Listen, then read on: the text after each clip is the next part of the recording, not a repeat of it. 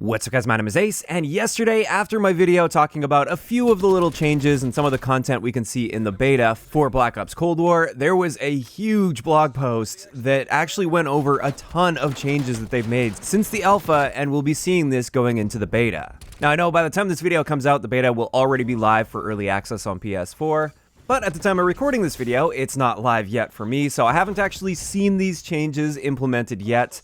But I will be streaming this a bunch. Actually, by the time this video goes live, I just might be kicking off a live stream right around that time, or I might already be live. So if you guys want to come check the beta out, make sure you follow me on Twitch. Link for that will be down below.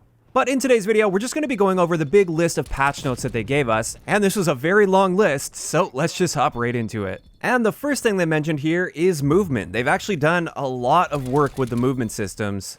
First up, with the core movement, they've adjusted a lot of the animations of the character model, so the third-person animations of a character moving. They've cleaned those up a little bit, so it's going to look a little bit better, because that was a bit rough and unpolished in the alpha.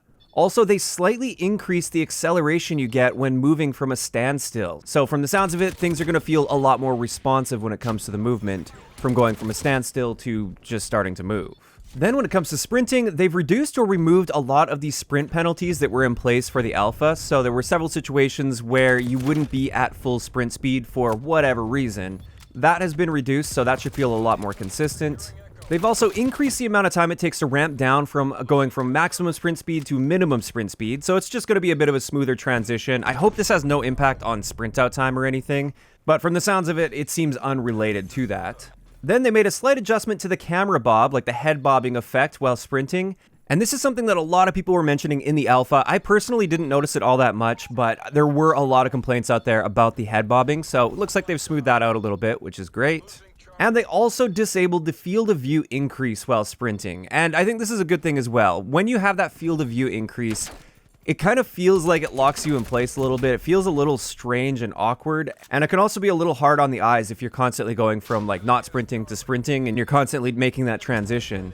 So yeah, looks like a lot of good changes there so far, but we'll have to wait and see how those feel. Now, in addition with the movement, they've adjusted the sliding, which they said they were going to do a while back, but they slightly reduced the slide speed, which is great because it kind of felt like you had a jetpack on your back while sliding in the alpha. They also made it so you have to sprint for a certain period of time before you're able to initiate a slide, because in the alpha, you could sprint for literally just a split second, like it wouldn't even look like your character had started sprinting, and then you could get that huge boost out of your slide. And people were abusing this quite a bit in the alpha, and it was really strange, and it looked really strange from a third-person perspective as well. So yeah, it sounds like it's a good thing they got on top of that one. And they've also done a few things to prevent slide canceling as well.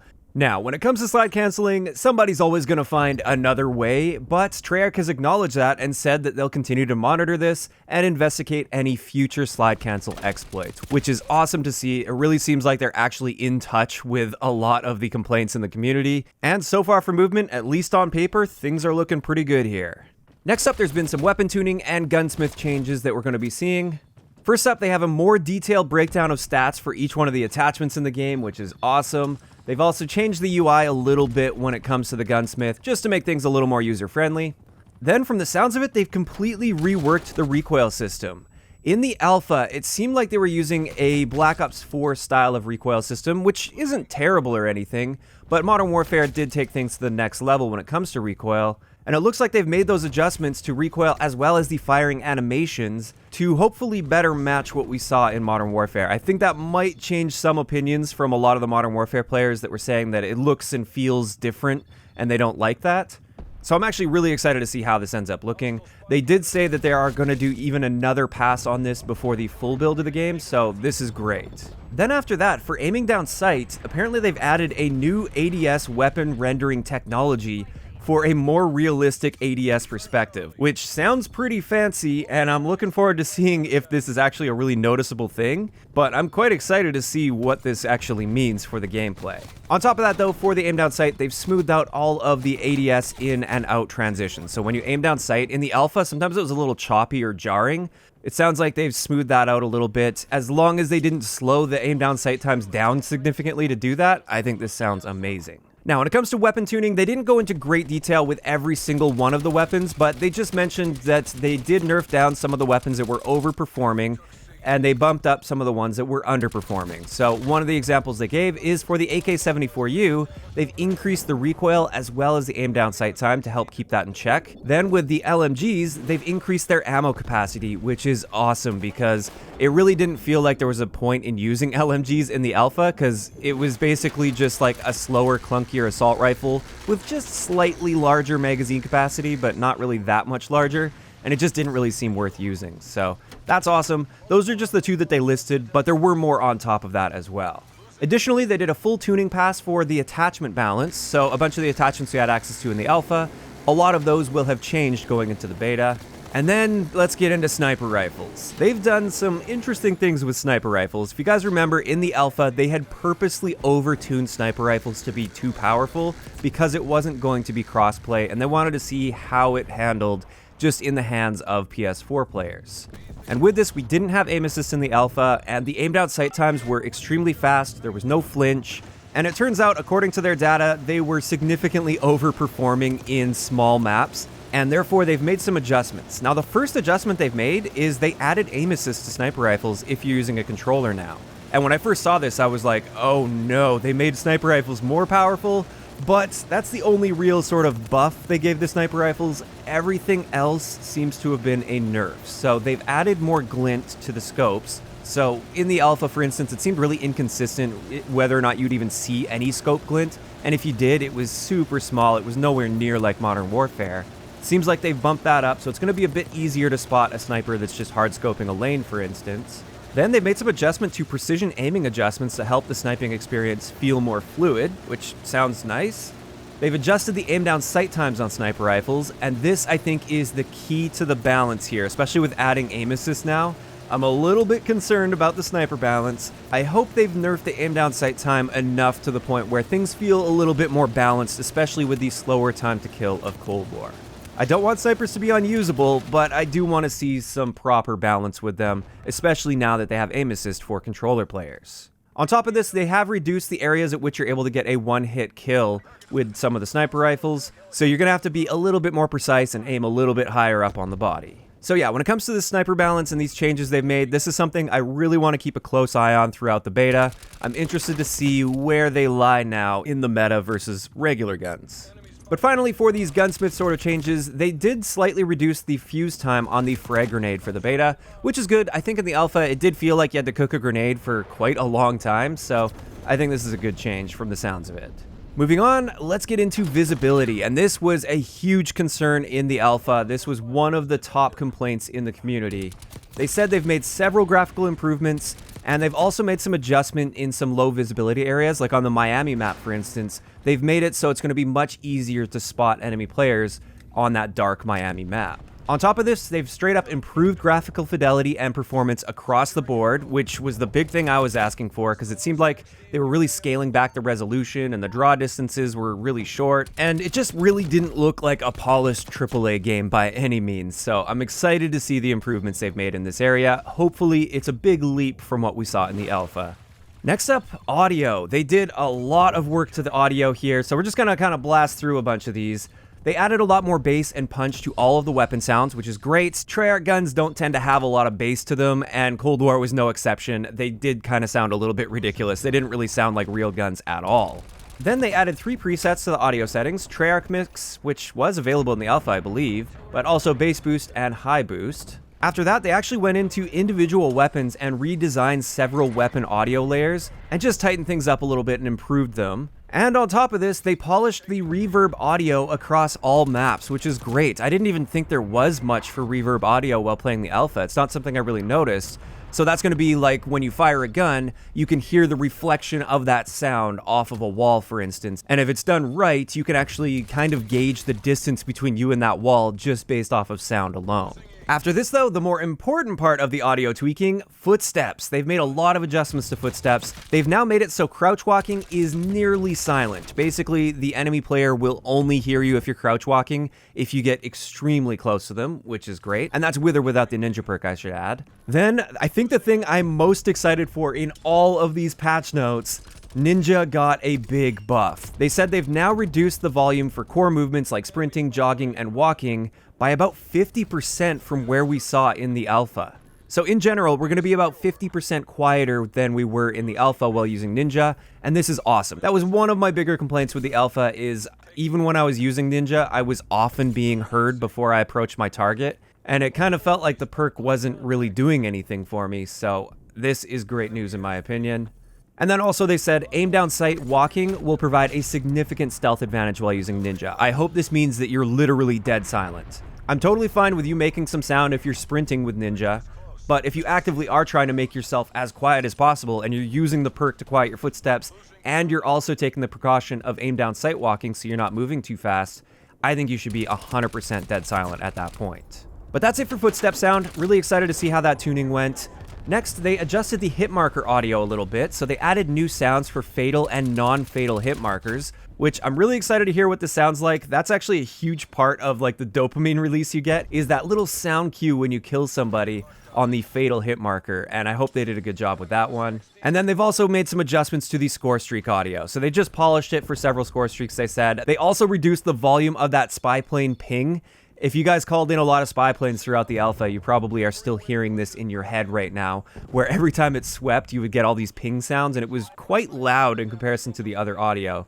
So that's good to see. But more importantly, something that's quite interesting here is the spy plane pings, and keep in mind this is still in the audio section. The spy plane pings are going to be directional and location based on an enemy. So if you've got a good headset, it sounds like you're going to be able to pinpoint the direction and distance that an enemy player is away from you as your spy plane has that sweep, which definitely sounds interesting. I'm excited to see how this actually feels in-game. I think a lot of people misread this patch note thinking that UAVs or spy planes were now going to be like a Blackbird. I don't think that's the case because, like I said, this is contained in the audio section specifically. But moving on to score streaks, this was another one of my bigger issues with the game by the end of the alpha. They've made a few adjustments to the score streak system here. First up, they've increased the amount of score that you get for playing the objective in Domination, Kill Confirmed, and Hardpoint. And while they didn't add a multiplier for playing the objective while on a streak, because they don't want people abusing that too heavily, or just not playing the objective actively until they get on a streak because they'll feel like it's a waste of score, they have just across the board increased that objective score, which I think is a good start. Additionally, they adjusted the score streak rewards to reduce score streak spam and make the score streaks more rewarding. So it sounds like you're not going to bump right up to 500 score per kill by the time you get your 5th kill in the same life. It's going to be a slower progression and a slower multiplier as you get up there, but you still will eventually get to those like 500 score per kill. But you still will eventually get that 500 score per kill. You're just going to have to go on a bit of a longer streak than a 5 kill streak. And I think this is also a positive change that will encourage a bit more objective play, because this, combined with the previous change, means that the objective is going to be much more worthwhile, even if you are on like a 3 or 4 kill streak. Because in the alpha, you had the choice, if you were on a 4 kill streak, your next kill was going to be 500 score, or you could play the objective for 150 score. And I think most people would opt for getting a single kill rather than trying to capture a B flag, which is way more difficult. On top of this though, they've also reduced the score streak cooldowns, which sounds great as well. I wasn't a huge fan of the cooldowns. I get it for spy planes, for instance, but especially for the higher end streaks, I didn't quite understand the cooldowns and the need for a hefty cooldown. So they've reduced those, and we'll be able to cycle through streaks a bit more often if we are good at getting that score effectively. So from the sounds of it, they've definitely made some improvements to the score streak system. I'm still a little bit skeptical about this score streak system, and honestly, I think the traditional score streak system is still going to be better. But I think at this point, they're kind of committed to a system like this, so they're just going to have to make tweaks within those boundaries that they've already marketed, and hopefully they can get the streaks in a good place when it comes to balance, where it feels rewarding, and it also encourages objective play. Moving on, the next section is spawns, and I'm going to be honest, I'm not going to get into all of the details of all of these spawns here. If you guys want to check out these detailed patch notes and read everything word for word, you can absolutely do that. I'll leave it linked down below. But basically, all you need to know about spawns is they've made a ton of adjustments on every map that we had access to in the alpha. And it seems like on maps where it was a little too easy to sort of push people back into their spawn and kind of trap them in their spawn, they've allowed for a little bit easier spawn flips. And then in other areas, they've made it so you can get back in the fight a little bit sooner off of spawn, so it doesn't feel like you're running forever just to get back in the fight. Then they had some vehicle tuning. First up, they reworked bullet damage mitigation for tanks, so it's going to feel a bit more consistent across different weapon classes. Hopefully that means that it feels like you can actually deal damage with regular bullets, because in the alpha it didn't really feel like bullets did anything against tanks. They also adjusted that Cavalry Lancer barrel, and this is the one that would significantly increase your vehicle damage. I think it was like a 300% increase to the amount of damage you dealt to vehicles and score streaks. Sounds like they've nerfed that a little bit, especially on the LMGs. And then also for the tanks, they've reduced the tank health to make launchers and C4s more effective counters, which is great. I was very disappointed the first time I shot a launcher at a tank and it did almost nothing. And then they've also reduced the deadliness of the splash damage from the tank shells, which is also good to see. Next, we have a bunch of bug fixes that I just want to fly through really quickly here, at least the important ones. They have fixed the RCXD, where in the alpha you could actually ride on top of an RCXD, and well, that does sound cool, and it sounds like maybe you should be able to do that. It actually led to a really laggy and buggy looking experience. Like, it looked really jarring when somebody was on an RCXD. They'd be kind of like skipping all over the place, because I think the interpolation just screws up when that happens.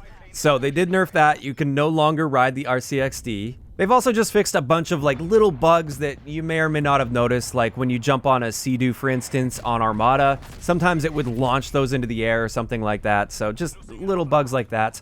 A big one here is they have fixed motion blur apparently, so we don't have to turn it back off every single game if we want motion blur off, because that kept resetting itself in the alpha. Then they've also tuned mantling a little bit just to make it feel a bit more natural when you're going for a really tall mantle onto something, which is great.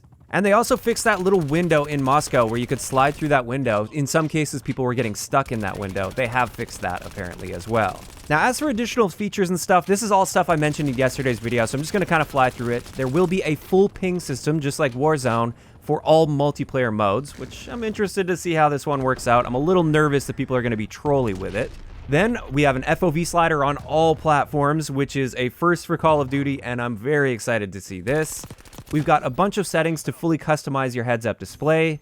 We've got the ability to adjust our nameplates and health bars and everything like that. Dead zones, you're now going to be able to set them all the way down to 0 if you want to, which is great. Then they adjusted the score limit for Kill Confirmed because they noticed that it was going to the time limit in most games while playing Kill Confirmed, and that was my experience as well. They've reduced the score limit to 65 for the beta. I don't even know what the limit was in the alpha because I rarely remember even reaching the score limit. So this is nice. It's going to keep those matches from reaching the score limit too often at least. Then they implemented a feature that allows you to rotate your operator and switch weapons and stuff in the pre-round countdown, which is something we didn't have access to in the alpha. We were just kind of frozen in place. So this is just like in Modern Warfare, you can do the same thing. And then they also just briefly mentioned that there will be a progression system, which I talked about yesterday, but this is not going to be the progression system that we see in the full build of the game. This one is just going to be beta specific. And with that, that finally covers it for the list. This was a huge list. I am really happy that most of my complaints from the alpha have been addressed in this. Now, that doesn't mean that they did a perfect job with it. Of course, we need to get our hands on the game, get some playtime with it, and see how it actually feels and how the improvements actually look and feel. But just on paper, looking at this, these look like some incredible improvements, and it really seems like Treyarch has been listening and staying in touch with the community, because most of the community's complaints have been addressed here. Of course, that is just my opinion on this. I'd like to know in the comments section below, what are your thoughts on just how much Treyarch has changed here? And what specifically are you really excited to see that's changed? Or are there any things that you're a bit nervous about that changed and you don't really like the sounds of too much? Just let me know those thoughts down below. If you enjoyed the video, a like rating is always appreciated. And don't forget to subscribe for more if you haven't already. I'll talk to you guys next time.